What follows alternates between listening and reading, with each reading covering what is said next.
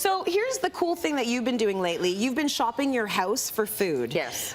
You shopped your pantry, which was a great lesson for all of us. You shopped your crisper, because we're all, you know, it turns to slime. Yeah. Get it at it before it turns to slime.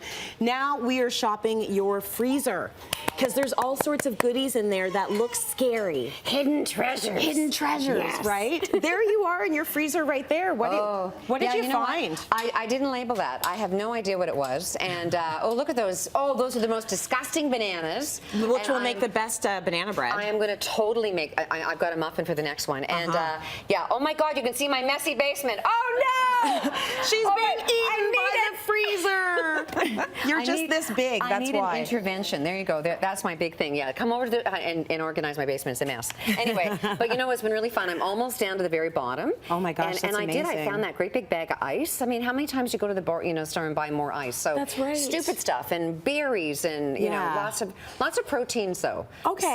So you've started using them, working through them. Yeah. If you don't label the stuff though, you're in trouble. Yes, a little bit. A lot, because I remember my mom. Okay, so my mom, she used to line bowls with tin foil, and then put chili in it, freeze it like that, and then pop it out and then put it in the freezer, right? Right. So anyway, this one night we're having chili. She warmed up. It was a big bowl of gravy, and so it's like you really need to label, right? And do I label? Right. Not so much, because I always think, oh, I'll remember. Right. But I don't. You're not going to remember. I'm not going to remember. So anyway, I found this is one of the bags of chicken that I found in the freezer. All right. It's chicken thighs, and this particular recipe, which is from Homegrown, which once again I'm slag. Here, buy the book for the love of God. But people are buying the book, so it's okay. Yeah. It's working. We're Keep going into saying second it. print. We're going to second print. Yeah, I'm so, put it here, sister. Mama. I'm so happy for you. I'm so happy for us too. The Ontario Home Economics Association. Anyway, one of our members, she's West Indian heritage, and she has this amazing recipe using chicken breasts. Yeah. But I only found thighs in my freezer. Okay. So we're going to mix it up and we're going to do a thigh one. That's even better because thighs have more flavor. They do. They really do. They have a bit more calories too because they have a bit more fat, but they have more zinc. Right. And they're really good for you. Okay, good. So here's all our spices. We're making curry. We're making Wagwan, Mairlyn. Oh, we're going to do it. What accent was that, I don't know. I don't know. That was bad. Anyway. Okay, so there's coriander and cumin and dried ginger and cracked pepper and iodized salt. Look, I'm remembering what everything is. And turmeric. It's good. And a red pepper, like chilies. Okay, so we're going to mix all that up. And then we're going to marinate the chicken in the bowl. Now, you could do this with your hand at home, but you know what? Food safety. We're trying to be... Oh, Bill in aisle 3. Anyway, yeah, right. Okay. You know, food safety, so...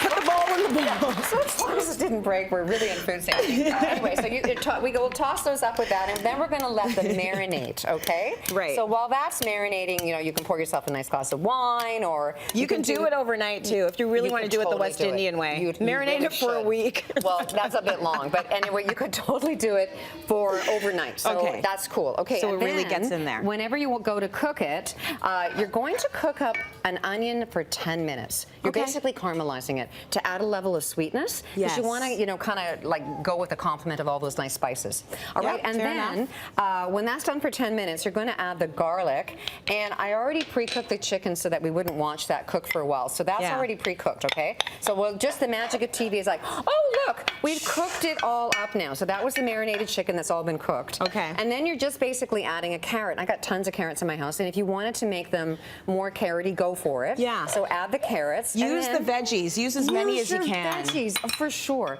And then the next one is that it calls for a tomato, but like I'm talking all the time, they're not real right now. Well, I shouldn't say that.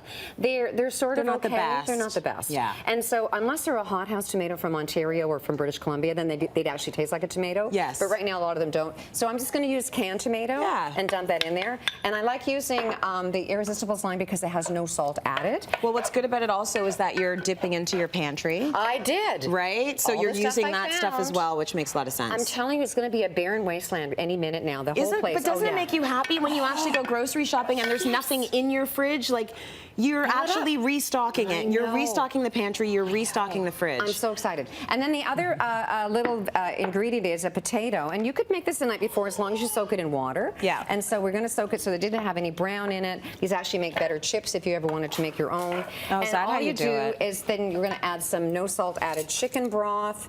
Bring that to the boil. oil, cover it, reduce it to simmer, and then it looks like that over there. Ta-da! Ta-da! And I put it on Canadian barley because I'm a big fan of barley. Yeah. And that's a wonderful soluble fiber. So we've got this yummy comfort food that's got a spice and a little bit of this and a little bit of that. Yeah. And it basically cost me nothing. Well, it did because I paid for the groceries once. At but some you know what? I point. didn't throw any of the stuff away, and it was so fun cleaning out my freezer. I'm telling you. It was, It's been like cathartic. It's like, okay, well, what is this? You know? And it's like, wow, who knew I had a pork tenderloin in there? You know? So it's like a mystery hunt. Yeah. Now, Yeah. the good thing about cookbooks like yours and Google is that you go in there and you find the tenderloin, and all you basically do is input the information, and you figure out a recipe that goes along with whatever is in your freezer. I know, and we talked Just about I don't use have it a and lot eat of it. finished. I have a lot of ingredients, and so Right. it's like being creative in the kitchen. I've been playing my face off. You've seen all the pictures I put on Instagram. It's awesome. Yeah, it's been really, really fun. Well, it's inspiring also because you're really honest about it. You'll be like, I found these peas. They don't look that great, but they taste really good. And it's okay. Still eat it, right? It's still good for you. Good.